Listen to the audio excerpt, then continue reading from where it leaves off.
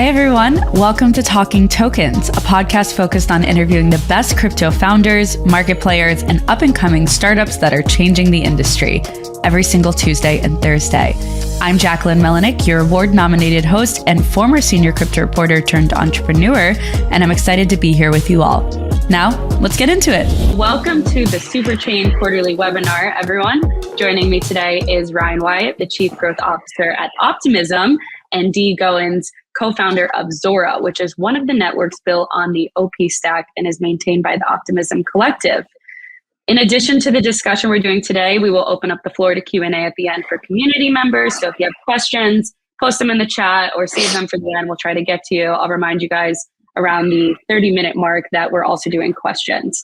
With that all said, let's start with some background and context. The Superchain, which consists of a collective of different chains, building with the OP stack, currently has over $15 billion in total assets on chain. That metric has been continuously growing. I know, wow is right. And it's up over 100% since the beginning of the year. The daily average transaction volume is about $3 million across all chains within the ecosystem, and it peaked in early April of this quarter around 4.6 million. With that said, there can be a lot of speculation on what's driving growth, but who better to ask than Ryan, Chief Growth Officer? So what do you think is causing this growth moment for Superchain in the past quarter? Yeah, I mean, if you look like about a year ago is kind of when Optimism moved from this, hey, we have one blockchain, it's OP mainnet, that's our focus, to, hey, let's focus on having the OP stack available to anybody at MIT open license. Let's also figure out how we can have like more intimate partnerships and relationships with those who want to spin up blockchains. And so, you know, Base, Zora, some of these folks were kind of the first adopters of jumping into it. And really they have set the tone for others, right? Like, I mean, I think just being like great advocates and evangelists for the Superchain and this idea of we can go further if we build together. That has been like a mantra that everyone pushes, and it really has become kind of like a huge belief inside of the Superchain. And so what has happened is I think that effort over the last year has really started to compound in the last quarter. Way more chains that are signing up for OP Stack that want to be a part of the Superchain, that want to be a part of this shared vision. And so it's really hit a catalyst. And honestly, I'm excited for next quarter because like really that, I think you could really start to feel it in Q1 and is like started to pick up more and more. The other thing is like we brought in a little bit of the Superchain definition because when we originally launched the OP stack, we had something that's like you had to really stick to this very specific configuration, and that allows us to have like interoperability amongst these chains. But you had folks that had already launched on the MIT open license OP stack, and they had made a lot of different configuration changes that kind of moved them away. But they still wanted to be a part of the Superchain, and they wanted to make the changes to their blockchain to come into line and be part of our standard configuration. And so we've also expanded the definition where like more people are coming in and they're working towards, you know, being part of that subset of, you know, what we call kind of like the standard configuration of OP Stack, which is what Zora's on and Base and Mode and all these big blockchains. And so, yeah, I think we as like the Superchain and as a group of you know, individuals and team members have really just like found our stride a little bit. Mm-hmm. And then Dee, for you, obviously Zora is a part of the Superchain. Looking back on when you joined, what even drove you to do this, like be a part of this? Well, yeah, I mean, if you go back to around this time last year, maybe like a little bit before, most of the open editions market and minting market was sort of log jammed due to high L1 costs. Like it was almost like impossible to mint. And so going in, we were like, well, we have to figure out a structural solution to alleviate the sort of cost burden on creators who want to bring their work on chain, but unfortunately have to spend maybe tens, if not hundreds of dollars to do so, or collectors who want to engage with amazing work on chain, but again, have to spend exorbitant amounts of money to do so. And so we looked at a myriad of options. I think our CTO, Tyson, my co-founder, has been hacking at building a Zora chain or a Zora network pretty much since the Zora genesis. So that's like almost 4 years ago. And so he's explored all the options and found this one to be flexible, scalable. It had a ton of developer advocacy. We had already heard sort of creator and collector demand to go explore these avenues, including OP mainnet. And so the combination of sort of market demand, technical flexibility, developer advocacy, a robust community around it, made it a pretty much no-brainer decision for us to pursue. And then once we actually were able to get the network up and running, I mean, it took us a few months to sort of build out the requisite infrastructure, if you will, for developers to, actually bring their protocols or products to market on Zora Network. But once we got through that phase, we really focused on building some product features that allowed creators and collectors to more easily engage with creativity on the Superchain.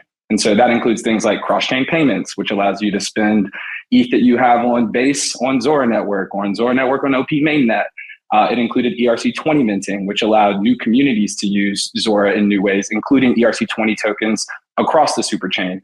And so I think we were able to, to Ryan's point, bring a lot of those compounding returns on the sort of development of the entire ecosystem, including each of these cultural communities, and bring that into the product in a pretty exciting way that led to some pretty rapid growth in April. So that's sort of the calculus of how we decided. It has definitely proven to be an amazing and successful decision for us so far.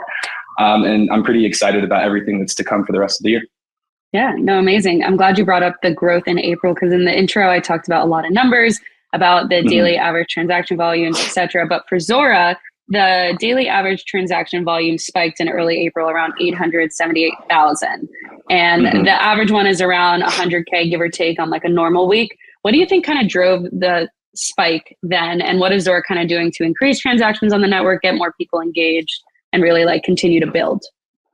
Yeah, so this year we sort of rounded out what I would say is sort of like the V1 of the necessary like infrastructure on the network. And so that included things like Dune, OpenSea, and then this year also Uniswap. Having Uniswap on Zora Network obviously unlocks a whole world of ERC20 capabilities, DEX capabilities, which just bring a lot more activity and attention to the network. You combine that with the ability to mint and create with those same tokens, and that leads to a pretty explosive and powerful moment. And so in April, all of those things sort of came to a head. We had many different communities which were launching ERC20 tokens across the Superchain start to create with those tokens on Zora. We had many collectors start to collect media that was listed in tokens like Degen or Hire or Imagine or Enjoy. Like these all were becoming currencies for creation in a way. And people were using those currencies on Zora to engage and collect with media. And I think that brought a lot of attention, particularly given the macro environment was pretty excited about that type of token. And it brought a lot of excitement on what you could do creatively to start essentially like posting tagged media. Like if you think of everything that was getting listed in Hire, that was essentially like a Hire tagged post. And this was like the first time that you could really do that across the Superchain. And so I think it's the combination of sort of requisite infrastructure at the network level, like a Uniswap, plus innovative product features on the Zora.co and Zora protocol side, which sort of coalesced in this pretty amazing moment of activity on Zora Network. Yeah, 100%. Ryan, what's your take on that when it comes to Zora's growth there? No, I love it. I think like, by the way, I always say this, like Dee and Jacob and that founding team is, they're like the most creative people in the entire space, by far. So like, I think by far. Way too kind. Way too kind. No, I give them a trophy. Yeah. So true. Like I first got to meet them like 6 months ago and I was like blown away by them. I think it's a long-term game of iterating and trying different things. Things spike up. You know, if you look at like Base, they have the meme token craze as well. And then that kind of comes down and you'll have this ebb and flow. And I think I look at it over a long period of time. Their like creativity, their ability to like resonate with the community, to be able to iterate on that product. Like you will see these peaks and valleys, but over a long period of time, I think you're going to see really great sustained growth with them. And it's just like, there is just not a lot of people in this space that have like this unique creativity and are very much in touch with community and have high-end product chops. These are like, you find people that have maybe like one of these three, maybe two of these three. I find them to be the most unique team that have all three of these things. So yeah, look, I think there's going to be those moments where you see these spikes that like Dee was talking about and like tapers out, but over a long period of time, I'm excited to see kind of like their growth up and to the right because of those like three variables. Right. And when in between those spikes, the ebbs and flows, how do you two look at scaling ecosystems? Like what metrics do you follow as the most promising for, let's say, the next 2 quarters to finish out 2024? Yeah, I would imagine Zora's are probably slightly different because like when we look from our perspective, it's like the health of the entire Superchain ecosystem. So you start to look at like L2 transaction market share for the entirety of the Superchain. You look at users, whether you do DAO or MAO or however you want to look at them, like active wallets. You look at that across the entire of the Superchain ecosystem.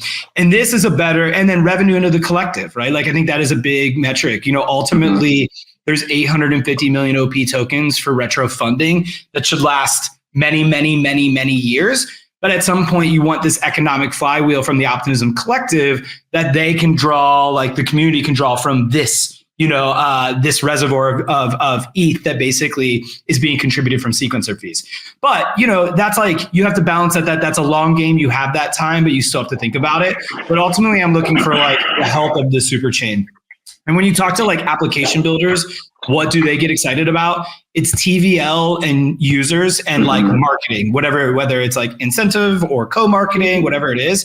And so I do think TVL it's a very transient metric right now. It moves based on incentives from L2 to L2 to L2. But what will happen is over the next 12 months, these chains are going to be interoperable, right? And so now it might be transient from like, Zora to Base to Mode, but it will stay inside of the ecosystem. And I think that will be valuable for all of the chains that are operating in it. So it's slightly different, I would imagine. Maybe there's some things that like, Dee and the Zora team also care about here, but this is a good way of like measuring the health of the Superchain ecosystem is through these top metrics.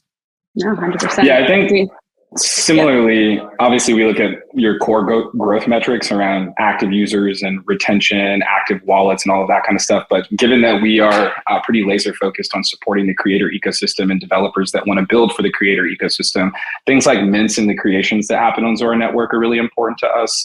How much unique supply is lining up on Zora Network is something that's very important to us. And then also like the distribution of our protocol rewards across that network. Like what's it look like in terms of the economic viability of the creators and collectors who are bringing amazing work on chain on Zora Network? What's their like sort of incentive for creating on the network? And like, how are we distributing that? What does that power law look like across the entire network to make sure that we are in fact delivering on the promise of being a creator-centric L2? I think that's like a big deal for us.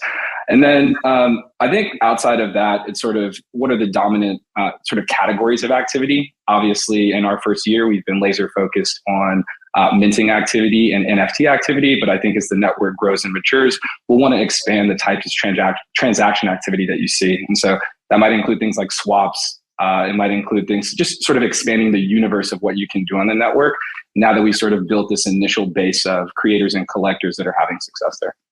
And what do you think would the timeline be for something like that, the expansion to other areas? Well, sort of highlighting what I talked about earlier with the beginning of this year, like getting Uniswap, canonical Uniswap support was a pretty big deal for us. Networks that are of our sort of nascency don't really punch through all that well to onboard some of the blue chip protocols in that way, but we were able to do so.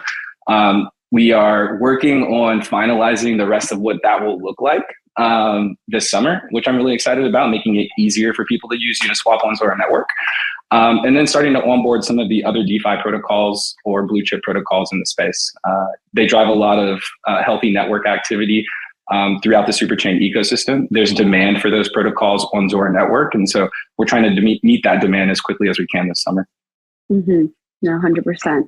Speaking of the Superchain as a whole, the ecosystem, we've mentioned Zora, of course, Mode, Base, etc. During Q2, the Superchain also announced collaboration with others that are adding new chains to the network, like Metalysis's Metal, Banking L2, WorldCoin's WorldChain, Celo's migration to an L2, and others, right? I mean, there's a lot. Busy. I had to write it down. Yeah. There's so much. Ryan, speaking of all these chains, how big does the Superchain want to become? Oh, what a great question. I mean, you could take it so many places. I think, look, ultimately, it would be great for the L2 transaction layer to be on OP Stack because it will allow for seamless interoperability. It'll allow for us to build together in a bigger way.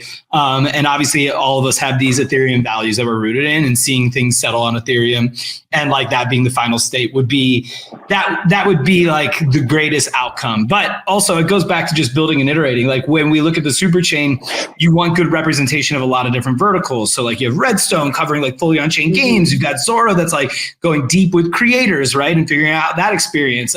You have Base, which is kind of served as like a general purpose chain, Mode with DeFi. And so it's like, how do we start to have a very vibrant and diverse Superchain ecosystem is going to be really, really important. And so a lot of the moves that you've seen the foundation make have been to have better diversity and representation across the board.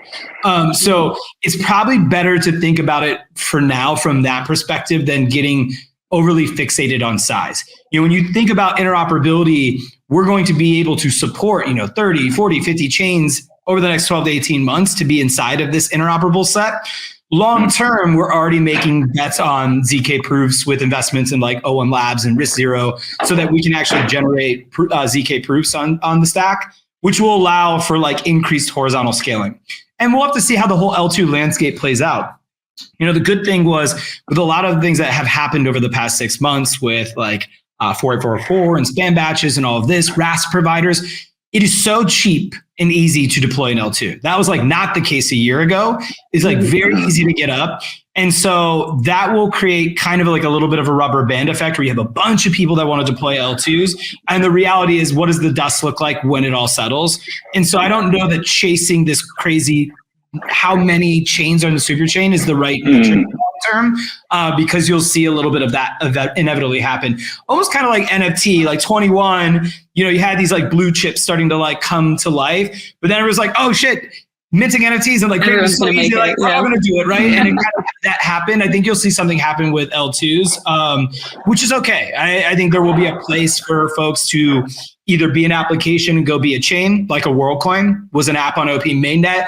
They're going to get so big, right? They hit 10 million users. They need their own chain. They're probably going to leverage tech that we've been working on with like Paradigm, like OP Ref to get to this like giga gas and really scale. So the other thing you'll also see is L2s are pretty constrained on size right now, but that is changing. Base has been kind of playing out right now as they've increased the gas limit. So basically being able to put more transactions in each block. So I think what you'll see is the L2's ability to get bigger will be a big part of, do we really need thousands of L2s? Like if we're going to be able to make them able to have more transactions and more activity, that's an outcome. So yeah, we'll see. We will see. It's going to be really interesting. But I can tell you the next like 2 years we'll have like a lot of behavioral switches, like, oh my God, everything's an L2, everything's an L3. To do we need this?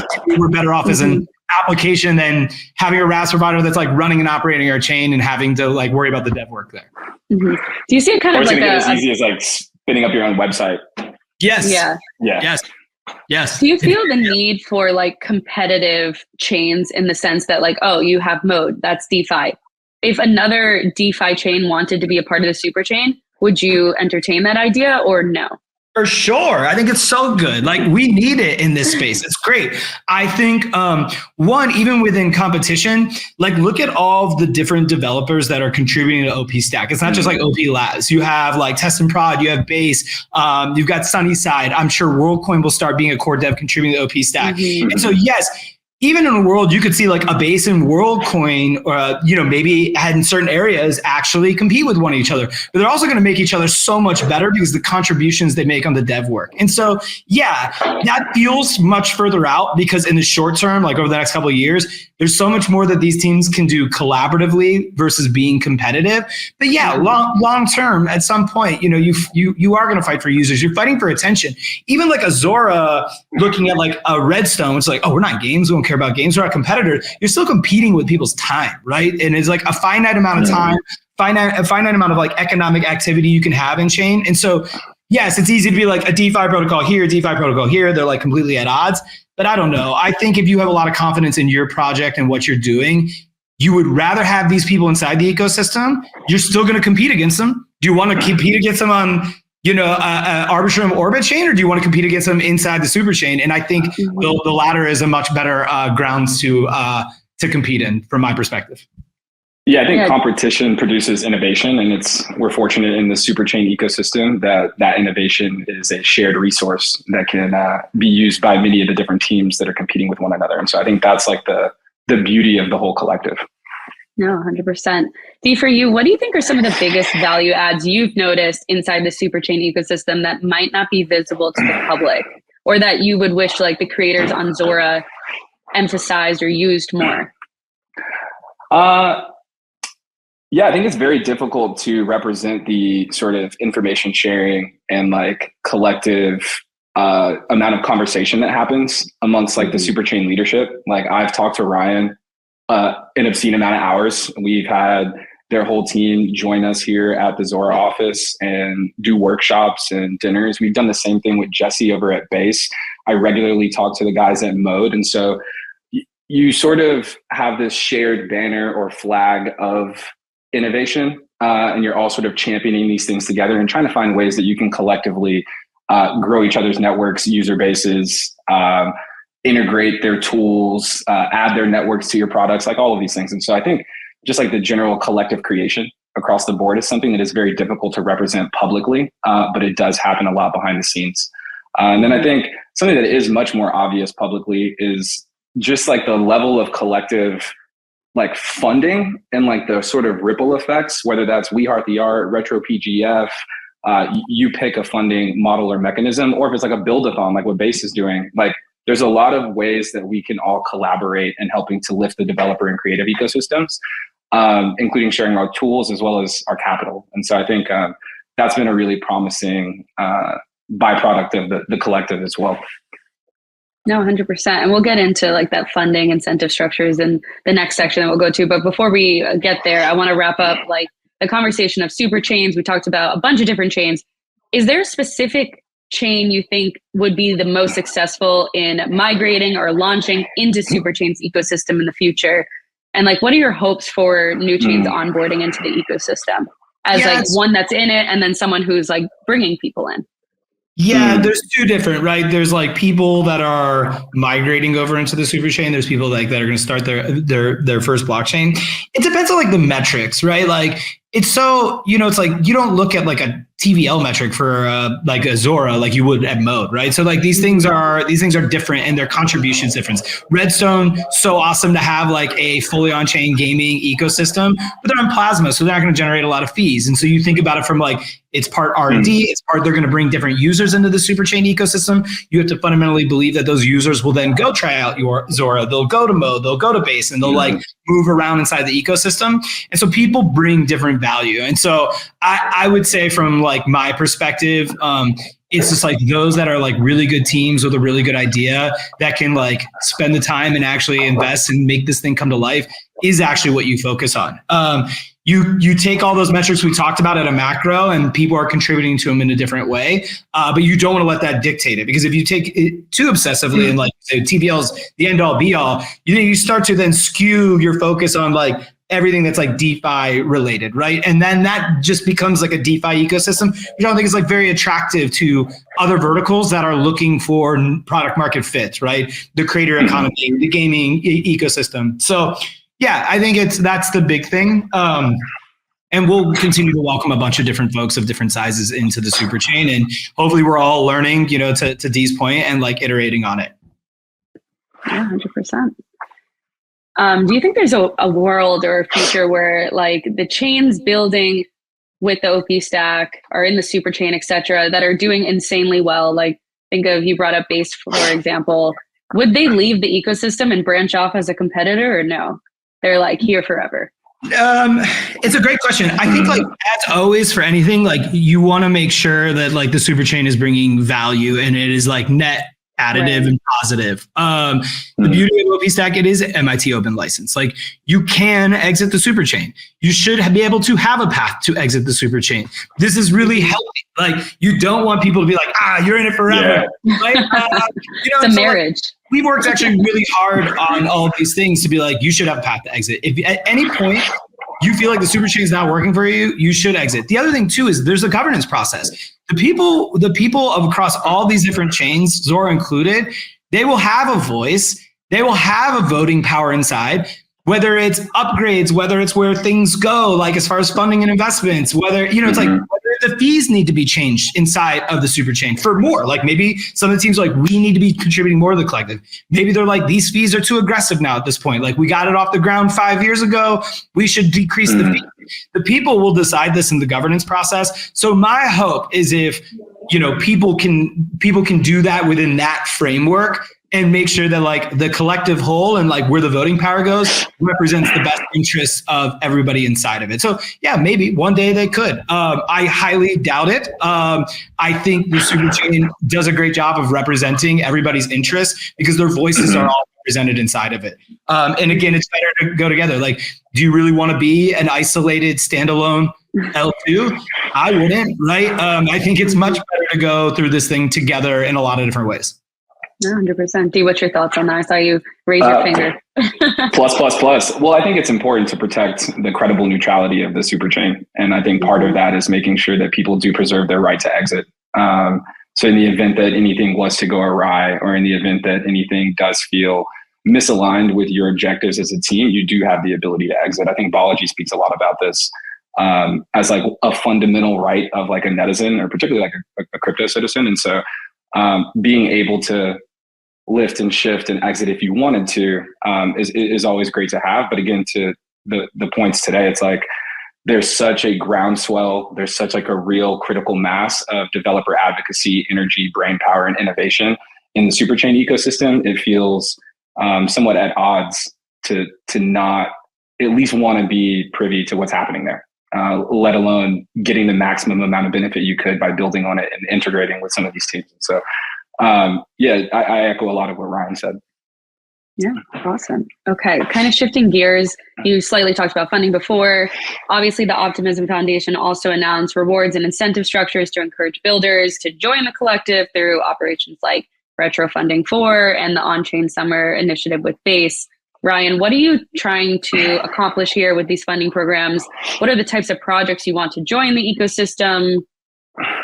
Tell me everything. Yeah, retro funding at its core is impact equals profit. We have done 3 rounds, 4's up right now. We have learned a lot. I mean, like, and when I say we, again, it's like the community, right? Like, what do you orient for? How many tokens do you give out? How do you look at things that might be generating, profit and driving impact, generating fees to the collective? But then you have other projects that are like really impactful that might not be generating as much fees, but it's like, of course you want them around. And so I would say there's a lot of just good dialogue and good feedback. And so you run these rounds, you mess them up and you do some of it right and you iterate, right? Like there are people who have received funding from retro funding that probably shouldn't have in the grand scheme of things and in hindsight. There's folks who have gone on and gotten funding and ended up being like really high impact projects inside of the ecosystem. There's folks that you could argue like a Velodrome who have driven a lot of profit, but maybe haven't seen as much from retro funding that they should, So one thing is like, you'll never please everybody inside of the ecosystem. That's okay. I think the goal is being like really communicative, very transparent, having a lot of different voices represent. And the people that work inside of these like governance, whether it's, grants council with the token house, whether it's delegates that are looking, they are looking through thousands of applications of people building different stuff inside of the Superchain ecosystem. And it's a hard project. It was hard when it was just OP mainnet, one blockchain, one thing. Now they're literally looking at projects that are coming across from all these different super chains. So look, I think at the end of the day, it's like you want to keep investing in people that are contributing to the Superchain ecosystem, whether it's dev tooling, whether it's projects, whether it's a creator minting an NFT on Zora. Like we want to make sure we run programs that touch all of them. Sometimes it's hard to run a program that will touch everybody. And so it's like, how do you get the right cadence of programs, the right size of these programs? How do you distribute them the right way? My guess is like, so this year we're going to run multiple programs. And one of the learnings was like, give people way more line of sight into what those different programs are going to be. So that they can start planning. If it's going to be retro funded, you need some visibility into like, how are you orienting where these funding buckets go? So I'm excited. And then that's like retro funding. And then the grants council and like the governance have a token allocation as well, where people can come in and ask for funding up front. So you have retro funding as a different mechanism. And then you've got like typical kind of DAO structure. Hey, we're going to go do X, Y, and Z. These are our deliverables. Can we get a token grant? That used to be with Grants Council only for OP mainnet projects, application builders on OP mainnet. We've now opened that up in the spirit of the Superchain. So Grants Council is going to be looking at different programs that the chains might come. So Zora might come through Grants Council and be like, hey, we want to do a creator program or something. They'll have that optionality. So ultimately, it's like, you want to guide these things, but this is getting better and better being in the people and community's hand. But we have to iterate. Like the DAOs across the ecosystem have traditionally been pretty horrendous when deploying capital. And I think Optimism process has done a really good job, but they got a high bar and there's a lot more work that they need to do. I think they would be the first to, the governance teams would be the first to admit that, but they've made great strides and, feedback and time, you'll get this right, I think. Yeah. 100%. Dee, on your front, how has the Superchain kind of helped Zora creators in the past when it comes to this realm? Yeah, amazing projects like We Heart the Art. It impacted tens of thousands of creators across the ecosystem, gave away millions of dollars in OP. It also spurred a lot of creativity throughout the ecosystem. I think since We Heart the Art, it's been like over 6 figures worth of creators who have now joined the Superchain ecosystem and minted. And so I think it's spurred growth. It's helped to put money in the pockets of the people who help make, amazing networks, amazingly creative. And so it's been super exciting from that front. And then the same thing has happened on RetroPGF as well, where the creators and users, as well as developers on top of Zora Network and our protocol, which interfaces with many of the Superchain networks, they've also benefited greatly financially. Many of them, after the last RetroPGF round, were sending me text messages or calling me and telling me how grateful they were for how amazing of a bag they just made from just putting their work on chain. And so, Jesse Pollock speaks a lot and champions the narrative around, build on the Superchain and you will be rewarded. I think the same is true of creators. If you create on the Superchain, the same is also true of collectors and curators. If you help to bring amazing work on chain, or if you help to engage amazing work on chain, you can be rewarded. And I think programs like We Heart the Art and RetroPGF really demonstrate that. Yeah, 10 million, like a couple months ago, we did an airdrop and it was 10 million OP, literally creators across the Superchain that minted NFTs. Yeah. And so there will be a bunch of different campaigns, and it's tough. Like sometimes the campaigns ran where like they're not eligible, and that could be frustrating. That's why it's like having way more line of sight into what programs are out there that they can participate in and opt into, and like where it does meet what they're doing versus not. Mm-hmm. We've got to be able to get to that point. I think so much of it's going to be like all things in good decentralization is like more increased transparency and communication on all this stuff. We'll go along. Yeah, the cool definitely. thing though is like if you're contributing to the advancement of the Superchain, there's a good likelihood that you will be rewarded. As a developer, a builder, an advocate, you name it, there's an avenue for you to be rewarded for your contributions, and that's super dope. That's pretty rare across the internet. 3 kind of economic levers that exist inside the Superchain. 1 is retro funding that has over 800 million OP tokens left in it. 2 is airdrops that have over I want to say 400 or 500 million. These are, you can look all of these up. They're like publicly tracked. And then Grants Council. So like 3 different mechanisms. They're all applicable to everyone inside of the Superchain. And the thing is like those that are in the Superchain are contributing sequencer fees back to the collective. And so like they're contributing their part too to this thing, right? So you kind of can see where this like flywheel is now starting to take shape with the Superchain. Yeah, 100%. Yeah. I think on that note, looking kind of like the flywheel effect in the future, I want to discuss the outlook for the second half of the year for both the Superchain and Zora specifically. We've covered a lot of ground here, but the market, is strong right now. On that front, how important is the bear versus bull market when it comes to building and measuring success? Like, what is happening today that you think maybe would not have happened during the last bear cycle, and that you guys are really like grasping as like a win and running with it while you can? I'll be interested with Dee. So I joined at the end of 21, this space. I've only known bear. So for me, welcome. So I've only known just like build. I have like on a personal level, like so much conviction in the space. I think it's going to take a while. It's going to play out. So like have the right time frames, horizons, try to be even keel, right? I think we overreact both ways. It's not the end of the world in a bear, and it's not complete euphoria when we are, at peak excitement with the markets. And again, it goes back to like a theme I've been touching on, even talking about Zora as a team. It's like you chisel away, you iterate, you learn, you adapt, you iterate, right? And have the patience long term to do it. And again, try to stay middle of the road. It's too wild. Like when like the sky was falling and 22, my family was like, "You okay? How are you doing?" I'm like, "It's fine." I'm not worried about it. The same people are not going to check on me when things are going like super well. So it's all You're going to ask me what they should buy. They're like, Ryan's doing well now. Yeah. It goes from being crazy to like, "Hey man, what's up?" So yeah. 100%. Whether it's been like bull markets, I mean, we survived, I guess, a full cycle, like the whole go round now. You always want to be building valuable experiences for your users and creating valuable products and features for the people that you want to love your product. For us, it's creators and collectors and developers. And I think we spent a lot of our bear market season just hacking away and building things that were valuable to them, listening to user feedback, listening to what they wanted from the network and the protocol, and tried to build as much of that value as we could, so that when things do turn around and the market does, start to get exciting again, you're not scrambling for a feature they love. You're sort of already ready to go. But at the end of the day, you're always trying to create the most valuable experience for your user. And like the market could be amazing. The market could be absolutely trash. We're always going to try to build value for creators. And I think in any given cycle, there's always like new emergent phenomenon. I think we saw this with sort of like the transition from collectibles to content, everybody doing 10K PFPs to people then doing open editions.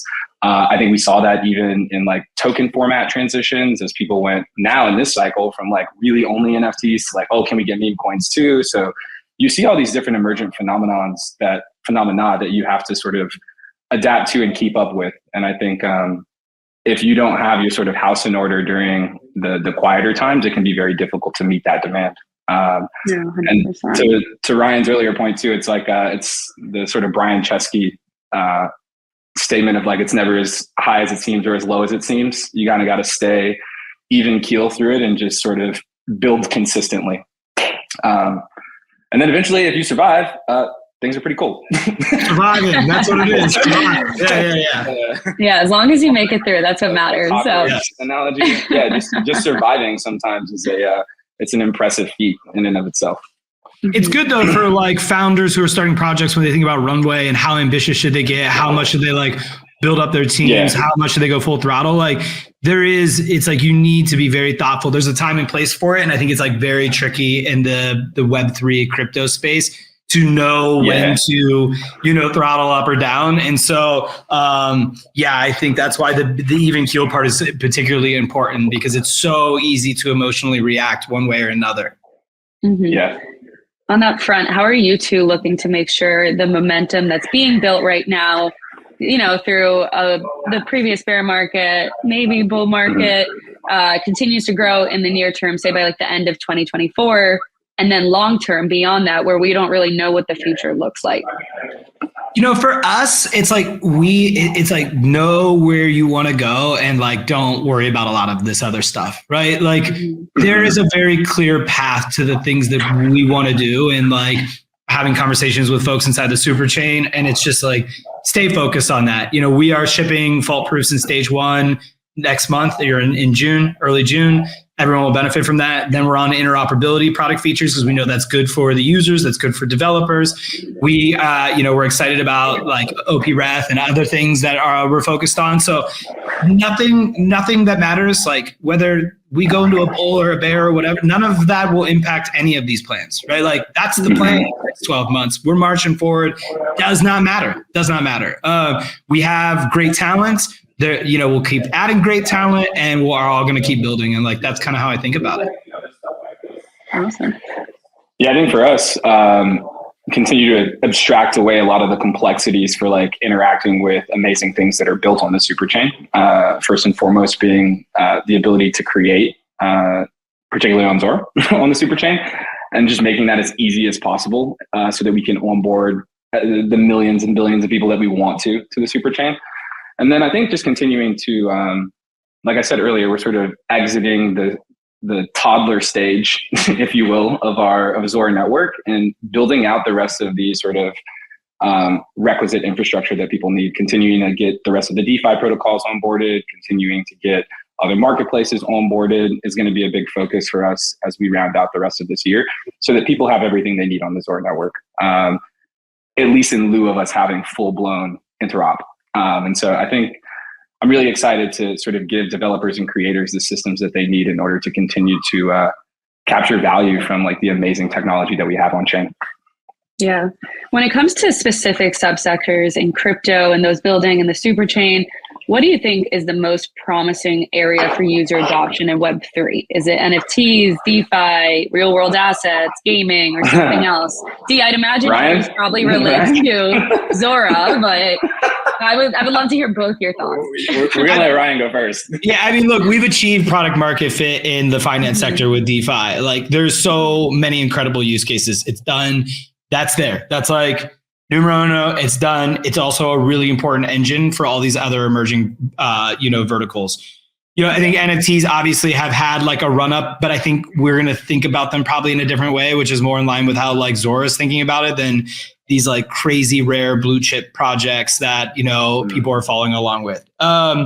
I think I am still excited about gaming. It's going to take a long time, right? I think it probably will take even longer to get adopted in the West. But yes, the infrastructure is getting better. The user journey is still like really difficult at this point. Interoperability over the next like 12 months will solve that. And so you have to think like developers have had so much complexity when building just to try to get application out and then cater to users, right? And so a lot of stuff is happening over the next year across the ecosystem to have a better like infrastructure and better user experience, which I think finally gives other verticals a real shot at emerging. Like tech savvy people, like financial focus, like it's why DeFi was able to kind of emerge and find success. Others will come online as some of this stuff gets easier. That's my kind of core belief where we're going. Yeah, I think breakout success from any one category could be a tide that lifts all ships. And so I would love for that breakout category to be additions, media, social, whatever it is that you want to say we do. But like, I really, really think that that's an exciting area to help onboard net new people to crypto. It's kind of similar to like the prospect of the gaming vertical, where it's like, there's a lot of people who are sort of crypto adjacent, where we now have cool use cases for them, and like onboarding them at a rapid clip could be amazing. I think social has the same propensity to do that. And then there's also a world where like all of these things come together. Where like the things that I'm minting on Zora are things that I can use in the gaming ecosystem, which are things that I might put on my profile on like a social fi app, or there's like a world where all of these things start to mesh. And that's actually the world that the Superchain is building for anyways. And so that's exciting in and of itself. Because I do think these things will start to come together in many ways, where the things that you're minting on a social app might be the things that you use to unlock content in a game. That feels very healthy, like you're all in terms of a loop. Yeah, exactly. Awesome. Feels like we have a lot to look forward to on this front then. Oh yeah. Definitely. A busy second half of the year and for non-finance verticals for sure. On the front of like quote unquote normal people outside of the Web3 ecosystem, or sometimes I like to call it a bubble occasionally. Not a bubble in the sense that it's gonna pop, but the bubble that like we all understand what's going on in here. But then if I go talk to a friend outside of this world, they're like, what are you talking about? You know what I mean? Yeah, it's like a dialect from a neighborhood. Exactly. What are some use cases that you two think are going to bring the normal people on chain? Is it that gaming front, those social aspects that you just talked about, Dee? I mean, yeah. I have two sisters. One is like a pretty prominent TikTok influencer, and the other is like a high school volleyball phenom. And I use them as my like baseline for like, how good is Zora at onboarding like younger, newer audiences? And I think we're getting close. We're getting close. I mean, if you were to look at like a Morning Consult report or a Pew Research report, a lot of the younger Gen Z audience, or maybe like the younger millennial audience, like they actually do view content creation and influencer careers as careers. They're looking for alternative career tracks that are fun and flexible ways for them to express their creativity and make money. without having to go the sort of brand partnerships route, without having to go the sort of advertising route. And so I think there's like actually like really, really good, promising technologies now that we have as protocols like Zora that give you that opportunity. I'm super excited this summer for us to put it like in your hand on your phone, like actually launch the Zora mobile app, because I think it'll allow those things to sort of fully coalesce. But I think positioning the products that we do have today as products that can meet like sort of banking DeFi-esque needs for these audiences could actually be the thing. And then making sure that the tech is super easy, i.e. you can sign up with an email, you don't need your seed phrase, and you can post without needing crypto, which you can do all of those things on Zora today. And you can mint to the Superchain, and Superchain collectors can bring that work onto the Superchain. Like, I think we're close. I think what we suffer from in many cases is like the language barrier that you described, not so much just the usability barrier anymore. It's like, hey, like what's the branding, positioning, and like values that are getting communicated by this product? And do they resonate with the people that we're looking to onboard? And so I think really meeting them where they're at and then demonstrating how the products that are now easy to use meet the needs that they have is a great way to get started. Yeah, I think of it as like, there's probably two things that come to mind. One, working at YouTube in the early days, people were like, who's going to watch people play video games, right? And it was like, even gamers said that. Millions and then of people. you just kind of keep, still to this day, despite there's like 500 million logged in users watching gaming every day, like you just kind of chip away at it and be like, who's this audience, right? And so it started on YouTube as like really diehard fans that just wanted to watch like sniper montages and Minecraft, and like you just like chip away, and then all of a sudden you looked up and it was like 500 million users watching video games. And so that's like how I take to this space. And I think like we overcomplicate it. It's basically blockchain is like a product feature of the internet that is new and is being worked on. What is it going to enable? It's going to enable a unique way of ownership, right? And like, what does that actually mean? Is like, once we start to like pull away the blockchain jargon, it's like, you don't sit here and be like, oh, like Call of Duty, is it on AWS or Google Cloud? And like have these like deep conversations with your friends about cloud infrastructure and like what it does to the applications. You just want applications that do cool shit, right? And so I look at like loyalty and rewards, like the Delta example is great. It's like, oh, I have Delta airline status over here. That's valuable to Delta. I spent a lot of money on it. I should be able to show American Airlines verifiably that this is my status. American Airlines, if they knew they could verify that status, would maybe give me first class. Maybe they would match that status for me to come over. You can't do that now. You can't like print a piece of paper and be like, look, American Airlines, like I have this status with Delta. And so the way that you have to do that right now would be very cumbersome with like OAuth and authenticating your account on Delta and American Airlines. And just never going to do that shit. There's like privacy issues. It's like, it's a nightmare. And like spent time doing this with account linking at YouTube of like their Call of Duty accounts to match it with their YouTube account to say, oh, they're watching this video and we'll give them a loot drop. It's a nightmare. It's an absolute nightmare. When you do all these things on blockchain, it's easy. It's in your wallet. Boom, there's his platinum NFT 2024 Delta status. I'm going to match it and bring it over. And so I think people, when they realize like, oh shit, I actually can do that, I'm going to start pushing on Delta and American Airlines to be like, you know what? You kind of screwed me over. I thought the little loyalty rewards program was actually beneficial to me. I'm actually getting screwed over. I have huge purchasing power. Let me do it. So these type of things will show themselves in different ways over time. I mean, I just looked at League of Legends was selling a damn $500 faker skin, and people are going to buy that thing and never be able to do anything with it other than play with it. So it's getting to the point where it's like people are going to get pushed too far in the current Web 2 environment that you see. And at the same time, over the next 5 years, you're going to see an alternative option. You're going to see an alternative option to Instagram. What does that mean for you as a creator, right? And it's like Zora pops up and you're like, yeah, screw this. Like I actually should be able to do all these things. I should be able to own these things. I should be able to make money off these things. I should be able to have like more sense of community with the people that are holding my mints and all of this. So yeah, I think at some point you get a breaking point where people recognize actually how screwed over they are in these Web 2 systems. And at the same time, you finally have like a reputable infrastructure and reputable applications, which we haven't yet. It's like just now emerging right in our ecosystem. So yeah, these things take time. It's okay. Once it happens, everyone will be like, of course, that was obvious. Like, of course people want to watch video games. People love video games. It's a huge thing. It's like, it'll be obvious to everyone in hindsight. Yeah, 100%. To wrap things up, I want to move to some of the questions that we got during this call. kind of going off of what we were just talking about, one of the questions, Dee, was curious what things Zora's team is most excited about in their space in the coming year. And then, does Zora have any plans to attract DeFi trading platforms or other toolings besides NFTs? Short answer to the second question is yes. We would like to see a robust and diverse set of activity on our network.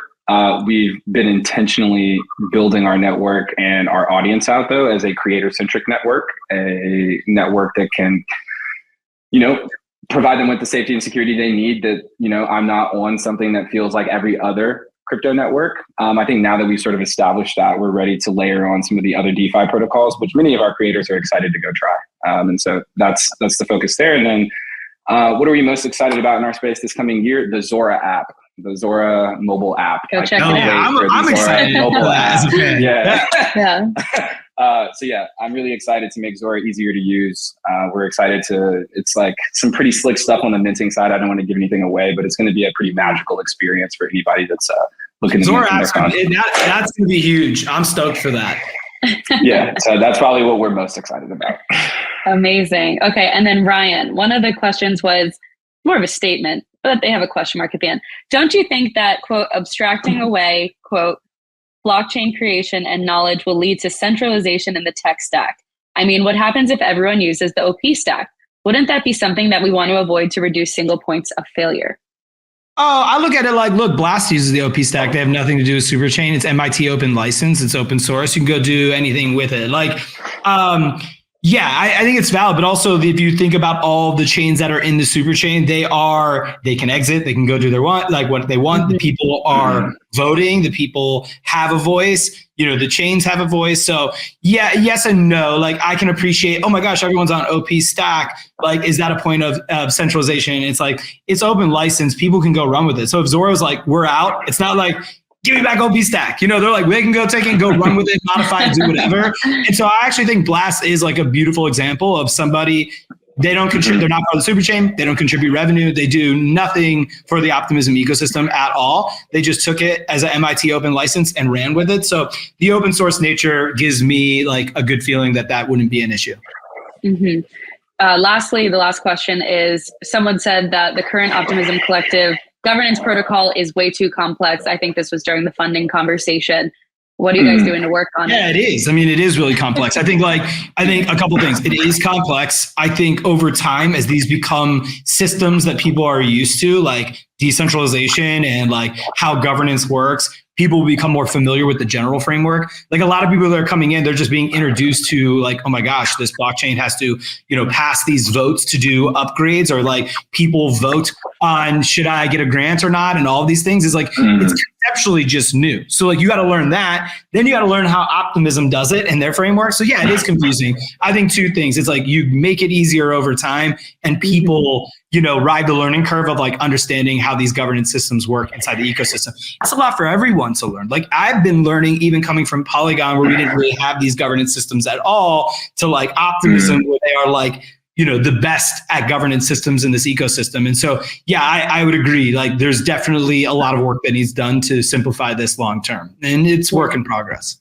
Yeah, these things take time. And they take time. Speaking of time, this is my segue. That is all the time we have for today. Thank you to everyone who listened in, and thank you to Ryan and Dee for your insightful comments. Looking forward to doing this again. Thanks for having us. This was fun. Thank you. This is great. Yeah, it's a wrap up Friday. Yes. Cool. Thanks, guys. Have a good one. Thank you. Great. Thanks.